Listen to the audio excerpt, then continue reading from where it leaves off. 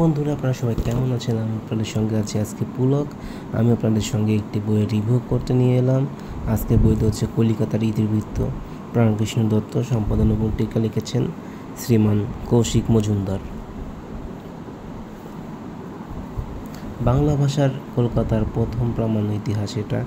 ঘুরি তুরি যশদান, আখড়া বুলবুল মানিয়া গান, অষ্টাহে বনভোজন, এই নবদা বাবুর লক্ষণ।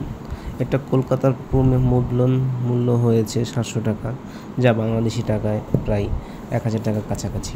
তো আমি আপনাদেরকে একটু তারতম্য শোনাই। প্রথমে বিংশ শতাব্দীর একেবারে শুরুতে 1308 থেকে 9 বঙ্গাব্দ নাগাদ দেবপ্রসন্ন রায়চৌধুরী সম্পাদিত নব্য ভারত পত্রিকায় প্রাণকৃষ্ণ দত্ত কলিকাতার ইতিবৃত্ত নামে এমন এক প্রবন্ধমালা লিখতে শুরু করেন, যার জন্য তিনি অমর হয়ে থাকবেন।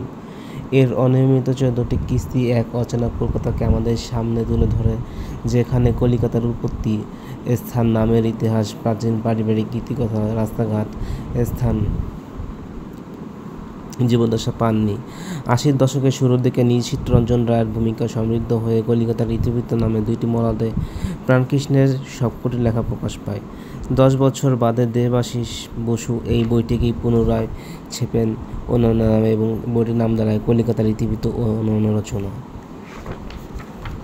তো বর্তমানে এই বইটি আপনার বুক ফার্ম থেকে প্রকাশিত হয়েছে এবং দেখুন একদম কি সুন্দর প্রিন্ট, ঝকঝকে তকতকে।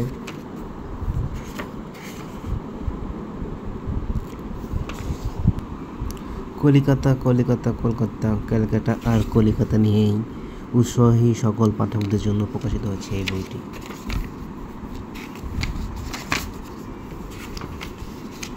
সূচিপত্রে রয়েছে সম্পাদকের কথা, ভূতত্ত্ব, কালীঘাট, নামকরণ, সীমা, গোবিন্দপুর, সন্নিহিত জনপদ, কয়েকটি প্রাচীন পরিবার, প্রাচীন আচার ব্যবহার।